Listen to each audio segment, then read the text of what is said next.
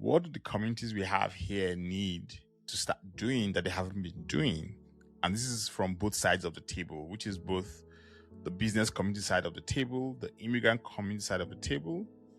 Number one, reframing how we perceive immigrant networks. So if there's a social event and there are different types of dancers from the Middle East, from Africa, and it's all colorful, there's no problem rallying people around that. It's beautiful, it touches the heart.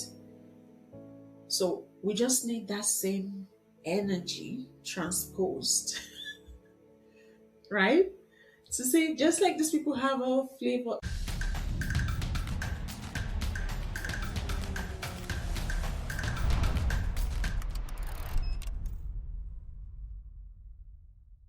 Welcome back to the Newcomers podcast, people, where I explore what it means to be an immigrant, immigrants like myself and people who work in the immigration sector.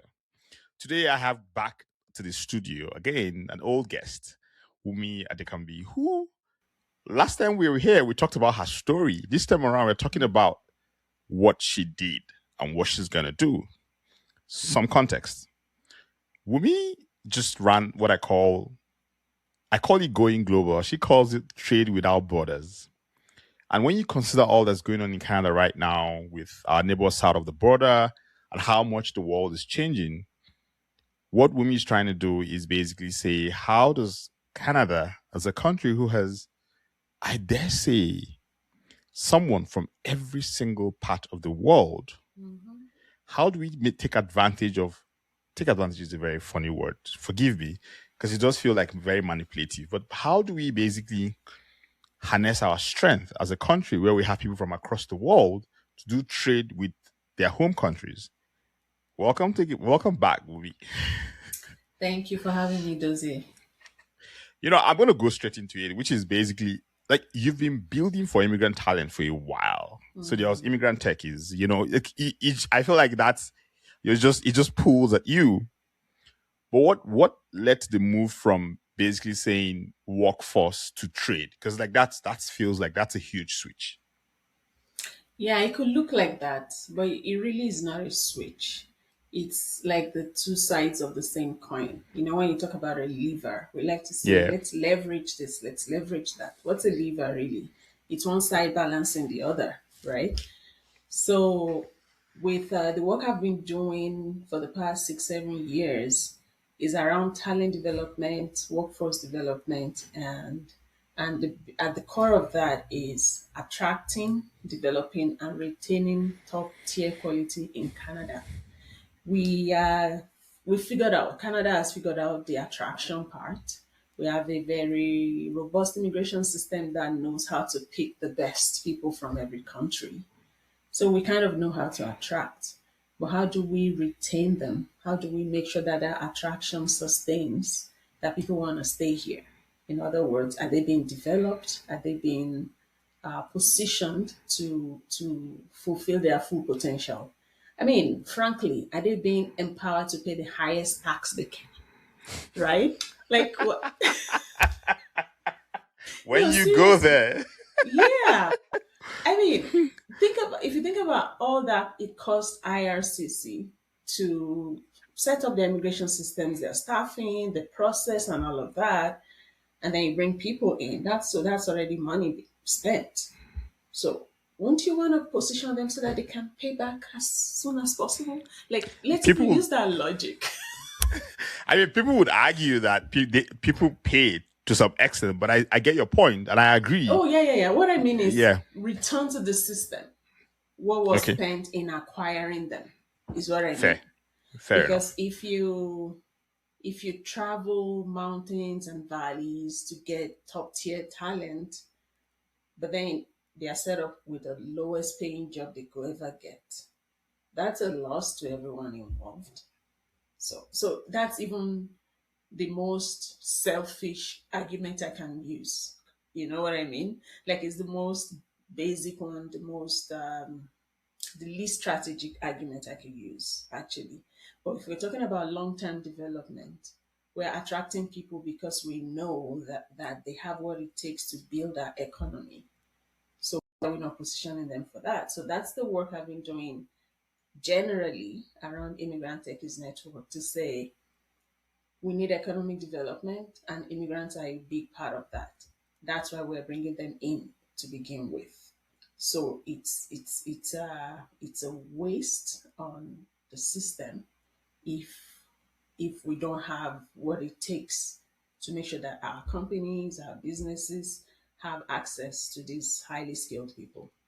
So that's one side of it. That's around local economic development, helping businesses be well set up so that they thrive, right?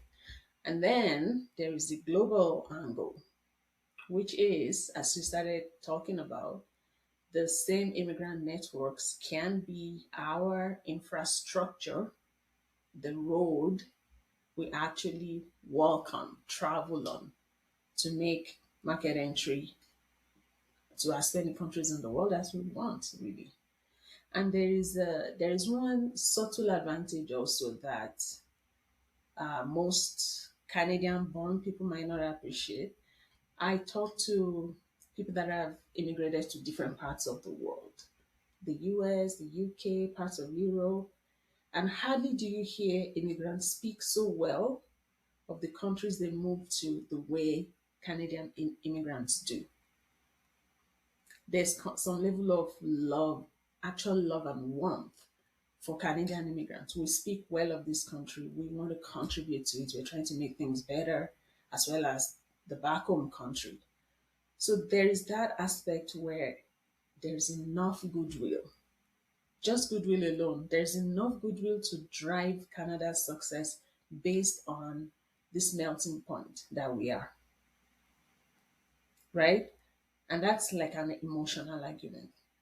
But then there's a social argument.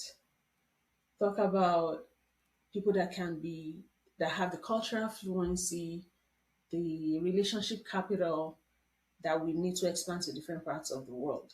So, of course, Canada, we got really comfortable with our longest friend, longest, you know, and yeah, so we got really comfortable with the relationship with the US because in our wildest imagination, no one could have predicted that that relationship will degenerate the way it did in such a short time. There was no reason to think this will happen. But we have inadvertently created a dependency that our economy does not need. Now, so we are here now. So where do we go from here?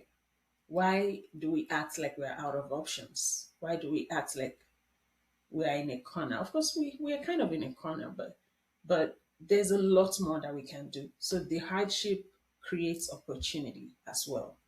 In other words, the opportunities we have, the leverage we have that we thought we won't need soon, now we need it sooner than we thought.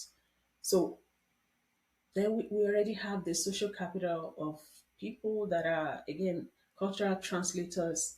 Many diaspora communities, they still have strong business networks back home. In fact, in the past 10 years or so, many people that have been coming to Canada through the economic route, they have something strong at home that they still go back to. In other words, the relationships are fresh, the connections are active. So that's another argument, right? And it just it's just what naturally makes sense. So for me, what I'm usually drawn to things that look commonsensical to me, and then it amazes me when it's not obvious. I'm like, it's obvious, is it not? Like, there are immigrants here. We need to make market entry into the rest of the world. And so why not put a structure around that? It's already happening. There's so many informal transactions that happen, so many facilitation already. But how would that look like as an actual strategy where we look at diaspora as infrastructure that needs to be built and sustained, not left to chance? So yeah, that's what led to Trade Without Borders. I like the term infrastructure, actually. It's a very interesting term, like very interesting term for various reasons, especially when you consider all that's going on with immigrants in Canada. Infrastructure is a really interesting term. And I'm just wondering, first off, is why did you pick that word? Like, was there any, like, why infrastructure? Why not economic Why not opinion leaders community? or community? Like, why infrastructure?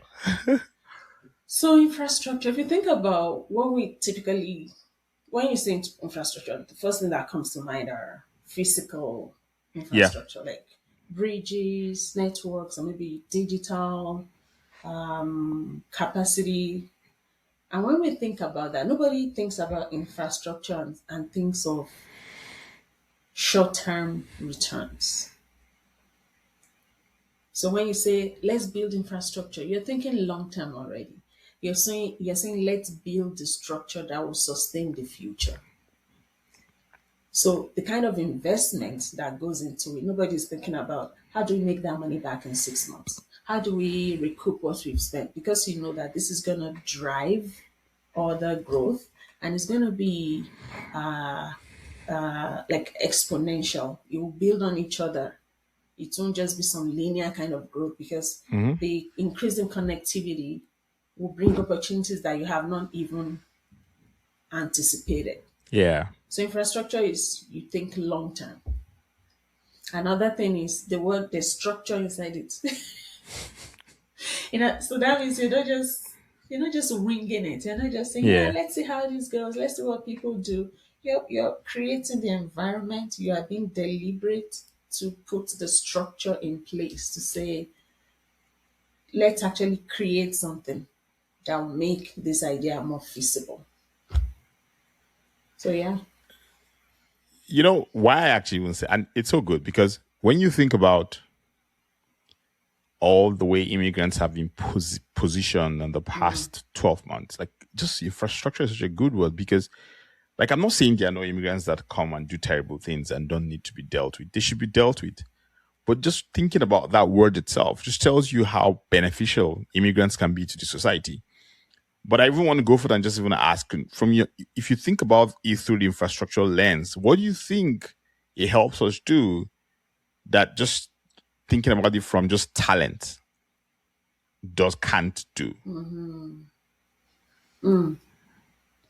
So if it's talent, then you're thinking in terms of somebody doing work, right? So talent is I have the business, there are skill sets I need on this business. I need people that can do the work. So that's talent. That's the framing of talent. But if you think about if you look at the if you're a business owner and you look at the immigrant person on your team, beyond the work they can do in your office, but into the opportunities they can create for you that you otherwise will not have. I've heard of people that, so this company is building a product and they need to do product testing and they need all kinds of scenario. All that had to happen was someone on their team that is on some WhatsApp group, but from India, just went to test the product there. Boom, hundreds, like about 200 or so of user feedback. You just got it. Didn't have to spend money, didn't have to scout around, and they were able to find people in different categories also. So something that would have cost them time and money and facilitation with other people, just the presence of one person on their team solved that problem. So that's someone that could think beyond the work that this person can do. So it also affects where you think about the social capital. When you want to do business anywhere else in the world, it's mostly more important how you relate to the people, understanding the system, the nuances, how people think, jokes, how they hang out, how they don't, where the real business happens, you know? And you just don't have that context if you've never lived in that environment. So if someone can do that for you, can create market entry opportunities and also help you build relationships on the ground in the country you're looking to go. That's beyond talent. And there's also the angle of immigrant entrepreneurs. So immigrant entrepreneurs are more likely to be exporters than Canadian born. because as a matter of fact, some people even they get market traction first in their home countries. They validate there and then build here as proof, as proof of something that has already worked elsewhere. So think about what that means even for our venture development. If you have people who don't have who are not limited to sell in Canada or North America, but they can sell elsewhere. So it's all of that we need to be considering, not just the linear value somebody brings to their job description. That part, that linear value part, because it feels like a lot of the immigrant conversation stays on that, when really it's really exponential is if we can just activate it. And it kind of goes to my next question, which is really, I've seen you say a couple of times that the infrastructure exists, but we haven't activated it. And so I have like a two-step question for you, which is which side of that, why is it hard? Like, why do you think it's hard to activate so far? Is it a function of institutions? Is it a function of diaspora who come here and they're caught up in trying to survive, which you could also argue is a system problem? And when you think about all that happened at the summit last month, did you feel like that conversation has started? Absolutely, I'll start with that. I I loved to see how the business community rallied around something that was immigrant led. That was quite encouraging because my experience so far has been that when you're doing something that is immigrant focused, it tends to be viewed as a community work or social, something you do to help these disadvantaged people. So even the people that are participating in a giving back mindset, right? But with Trade Without Borders, it was different. The posture was completely different. People came there because they needed information about this other market, and they wanted people that have the knowledge, that have the skill set of how to navigate those new markets. So it was need driven, it was economic driven, and the ecosystem rallied around it, and that encouraged me really, because it's been a balancing act. I've had to prove to try to prove to people that immigrants are an asset on your team. You need us. Your work will bring all these skills. We're very skilled. The immigration system ensures that all the big buckets are checked off before they bring people in, especially through the economic pathway. So, but suddenly we are here now, and we don't need to say we don't need to spend too much energy on proving that this is valid. It's more like, oh yeah, why haven't we been thinking about this? What can we do? What can we learn? So there's more leaning in. The posture is different, and that's I loved to see that. So again, so back to the first question. It's I think it's everything mixed up because it's historically immigrants get here, everybody's trying to find their foot. They're like, okay, I need to settle down, I need a job, I need this. So it's hard enough to settle down. So by the time you settle down and you can pay your bills, you bought a home, you're like, maybe my kids will do the big things. Like so many people just settle into that. Gosh, Like my gosh. kids will grow up and do big things. It took me this amount of energy. Maybe they had to go back to school or started from scratch. So by the time they get a little bit comfortable, they kind of just want to rest on their oars at that point. So there is that, because the system has so conditioned us to think you have to struggle to survive. So survival itself becomes the attainment, right? Like, okay, I've got to the point where I am comfortably surviving, that maybe this is enough. So there's that. And there's the narrative that keeps circulating around, like, immigrants are taking our jobs, immigrants are here to reduce our resources, So there's that, and there's that happening systemically. And you find that even the programs that are being designed to help immigrants integrate are mostly designed for people to start from scratch. That's the primary reason I got into this space to begin with. Because Mm. I went through programs myself. I went through a few immigrant focused programs when I came in here. And the narrative is always like start from scratch, like teach you how to write your resume, which of course you need to learn how to write it in Canadian context. But it never goes beyond that. And there's always the attitude of we're helping these disadvantaged people. The mindset of the people creating the programs is that of compassion, which is of course is a great thing. But that's not how you drive an economy. So yeah, so there's the system, there's the conditioning, there's the self-imposed limitation that immigrants themselves put themselves into because of what they've seen happen to other people or what they've experienced. So it's all of that. But the good news is it's shifting. It's shifting at the same time that it's getting worse, I have to say. Like the rhetoric is also getting louder. Yeah. The rhetoric of send them back, deport them. Like that's also getting louder. But those who know how things work know what we need to do. Yeah. Yeah. It's the rhetoric. I don't want to dwell on those sort of things today. Yeah. It's Let's not. a, you know, so if we agree that those networks can be our infrastructure, so what's the just thinking about the kind of conversations you had in the room that they like what's the reciprocal ask? Like what do the communities we have here need to start doing that they haven't been doing?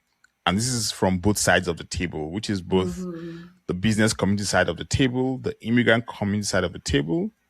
I think we can start with those two because I think those two are the most like what do they need to start do that they aren't doing? They haven't been doing or they've started trying to do.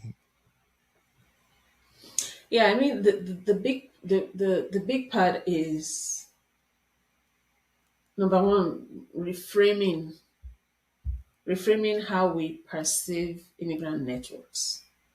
They love if there's a social event and there are different types of dancers from the Middle East, from Africa, and it's all colorful, there's no problem rallying people around that. It's beautiful, it touches the heart. So we just need that same energy transposed, right? To say just like these people have all kinds of food flavors and nice like rich music, they also bring unique economic lens and just Yeah. embrace it the same way we have put a lot of value on the art and the social aspect. We just need to reframe the economic aspect as well, because when we see that, then we can start designing things that deliberately bridge those systems. So running Trade Without Borders, we involved a few chambers of commerce. So the Brazil Canada Chamber of Commerce, the Canada ASEAN Chamber of Commerce, Abata India Chamber of Commerce. So we did all of that because we are essentially building a network of networks. We want to be able to speak with one loud diaspora voice, right? And the chambers of commerce that were not part of it started reaching out after the event that how can we be part of this, right? So if we are able to do something that, okay, we're talking about immigrant talent, immigrant networks, chambers of commerce, and then the chambers like the Calgary chamber, the Canadian chamber, Alberta chamber, we're bringing all of that together. So now we're kind of creating that mesh and bridge where it's really just about how do we drive value? How do we bring value for Alberta? How do we make sure that the Canadian solutions, which the world needs, by the way. So Canada, by size, we have more innovation per capita than most of other developed economies. So in terms of our technology products, engineering, digital services, clean energy, clean tech, we have lots of great solutions that developing economies really need, right? So the more we work together, the more we activate the people that can be the bridge and bring them to the center of investment conversations, of venture development conversations, trade expansion, market entry conversations, not just on the sidelines of culture. So I think that will drive us forward. That culture one, I have a lot to say about it, but not here today. I love culture. I love all I love everything it that we're too. doing in culture. I love it. I just need the same energy, like the same. Yeah, I love it actually. Yeah. I also even, but I would even, I mean, I love it, but I dare say that because I even had the presentation today about it in some way is that a lot of times what it turns everything into is a display. So we are displaying the immigrants to the locals. Yikes. That's what it turns into in a way. It's an uncomfortable conversation, but it's just one of those things that it it's not all the time. But when it becomes the only thing, then what we've turned immigrant into is something to be watched and to be experienced. Not people who are Not joining people us to be together engaged. to build Yeah. the country where we are going to. Right. But so that's a different listen. We're kind of rounding up here, but I Already? I mean, thought we just started. if you think it feels like the US tariffs thing kind of forced our hand and all that shit. My kid is here, so he's drumming. Sorry. But again, wake up calls fade. I mean, people get tired, So, and it feels like that's happening a bit. Like people are getting with you know how human beings accept the new order and just move on. Aside from what you're doing with TWB, what else do you think we need to kind of build or get going so that we don't lose all this energy that we've built up in the past 1 year? Because, for example, I remember there was a time when everyone was talking about, oh, we need all the provinces to integrate and do stuff. That seems to have died out. There was the Made in Canada thing that we all talked about and we posted it everywhere and stuff. That True. seems to have died out too. Yeah, but I think the interprovincial effort, I think that's ongoing. I attended a roundtable at Calgary Economic Development last month or so. So there was a delegation from Quebec and one from Saskatchewan. That's awesome. Yeah, and they met here in Alberta to say, how can we better work together? It was focused on the aerospace. That's awesome. That's really good. Industry, yeah.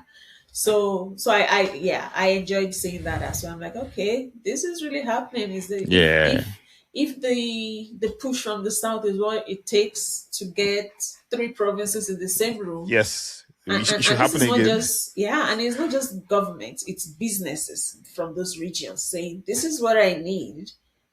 Like I want to do this work, but the cost of transportation is too high. Who else needs to ship? Like so people were right in the room. They were really talking about, okay, I need to ship X product this way. Is there someone that needs to ship something that way? Can we integrate our transport system? So these practical conversations were happening. And I want to believe that has not died. I want to believe that it hasn't. I've seen a few activities that are reinforcing, but it takes continued conversation to sustain it. So we've done Trade Without Borders in Calgary. We're going to do one in Edmonton, in partnership with we've not announced. Maybe I shouldn't say that yet. So we're going to do it in Edmonton. We want to do one in Ottawa. So the more we have these conversations, the more we bring people to just rethink their perspectives, to rethink possibilities, and to hear what has been done elsewhere.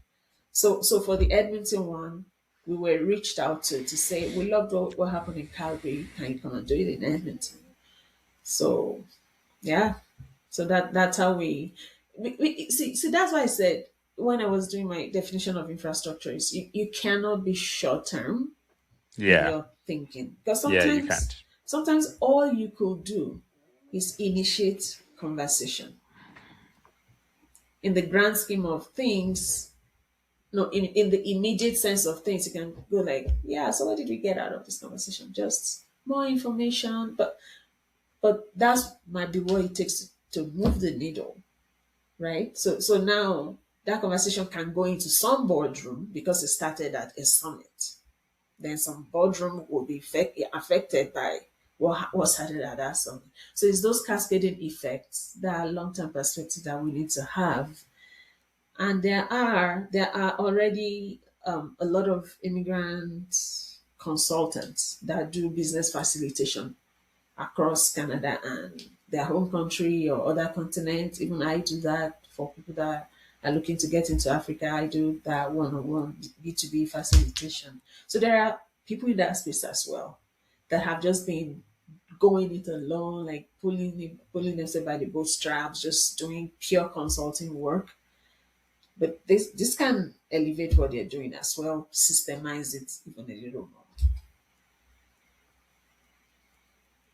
Because it's really good to hear that thing you said about Sask and Quebec and all that in Alberta. Because I do think that the businesses are the ones who have to drive that, not the government. Like we need the government, but if the businesses are Yes. involved, and then they can push policy to get it done. If we wait only for the government to get it done, government's incentives are always very different from what the business incentives are. Not that it's bad or not Yeah, that it's good. yeah. It's just the government has different incentives from the business. True, And true. you more often than not, you want the business incentives with government oversight. You don't want government Yes. incentives and government oversight. And You and never there want are that for a things the country. government cannot actually do. They just Yes. can't. Yeah. So our prime minister has been, traveling to all these parts of the world, strengthening ties and building relationships, saying let's rethink how we work together. So that's signaling. They're signaling to us that Canada is open for business. There's policy to drive this, but there's still a huge gap in execution. That does not necessarily translate to anything on the business side, right? But it's a great signal. It's something that we can ride under to say, okay, now we know that there's a direction here, there's a support here, there's a strategy here. So businesses know that I can lean here. I can invest here and not have the rug pulled from my Yeah. feet next year by some Yeah. change in policy. Yeah. So, and that's why platforms like ours are still are very necessary, because that execution gap that is being created when there's policy but no direct way to see how it translates. We need people to step in there and make it tactical. The last question I have for you is for that immigrant entrepreneur who's thinking of all this, what's your message to them? What should they start doing? What should they to stop to doing? the immigrant entrepreneur in particular. Yeah. What should they start doing? What should they stop doing? Should they reach out to you? Should they come to TWB? Oh yeah, of course. So the immigrant entrepreneur needs a reframing of how they bring value. So when they are having that investor conversation, they need to be putting this on the table as a major value proposition, to say, because I am from Nigeria, the market size has just doubled, right? Like it needs to become a centerpiece of conversation for investment, for expansion, for traction, not something that's just like that you're not proud enough to bring to the table. So that's one. Because think about it. You are building a product here. The whole of the population of Canada is 40 million, give or take. Only Lagos, one city in Nigeria, is like 20 million. I I hope I'm not even being too conservative with that. So, so if you have a strong market there, a strong presence, strong networks, imagine the trajectory of the venture you are building compared to someone that doesn't have that. So that just needs to be something that we are bolder in articulating as value. than a fringe thing. So that, yeah, for the immigrant entrepreneur, I would say yes, that. And then for the non-immigrant entrepreneur, they that wants to grow beyond borders, they need to start looking at who to partner with that is already here. So when you have the diaspora community, they also understand Canada, They understand the Canadian system, they understand how we think, they understand our regulation, and they understand the one you're going to. So they are perfect translators. So they can state it to you in your own words, in your own context, what you need to overcome there, rather than if you go meet someone cold that is in the other country. They can help you navigate, but they don't understand your context. So but the diaspora communities, we understand both contexts. So I'll say to the non-immigrant entrepreneur, take advantage of the diaspora networks. They will open doors for you. And of course, Trade Without Borders, we so we will be doing another summit, but as a whole, it's more of a platform. So there will be a lot of things we're still going to do. Industry engagement. Not so we're not just doing regions. So we're talking about Africa, about India, China, all these things, but we're also looking at clean tech in Africa. So what are the Canadian companies that have solutions in that space? Where in Africa should you be looking with your solutions? You can think about agribusiness in India. So we are.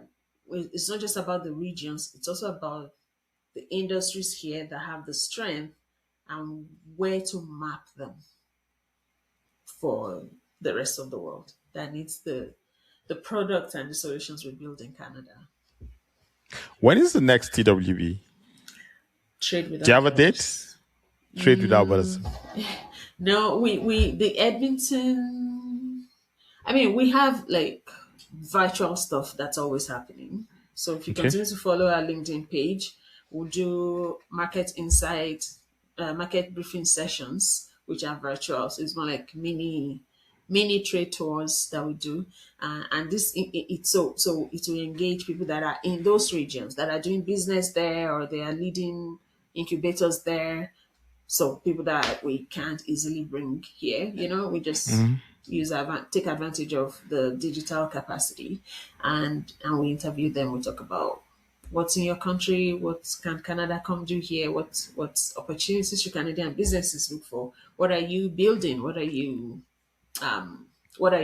looking for international investment and development in. So we do those, but the next summit will be in Edmonton. We don't have the date yet. There'll be one in Ottawa, and we have a few other initiatives like industry roundtables. And of course, we're building this infrastructure, right? So it's starting with us using sweat equity as usual, but at the end of the day, we need more buy-in from the ecosystem to build something that lasts. But that has Sure. never stopped me. I have never ever waited for capital or enough buying to get something started. So a lot of times this catches up when they see the value. Thank you. And congrats. Thank you. Really, congrats. Building something isn't easy, so congrats. Thank you. Thank you. And with that, everyone, again, first of all, follow them on LinkedIn. Yes. Sign up for any of their events. If you're thinking of building the business, as Wunmi said, expand your market. Your market is now Canada plus the markets you understand, not just the Canadian market. Yep. I guess that's product dependent, but more often than not, I'm sure there's always a way around it. Thank you so much, Wunmi. This was Thank you for having fun. me, Jose. Thank you so much.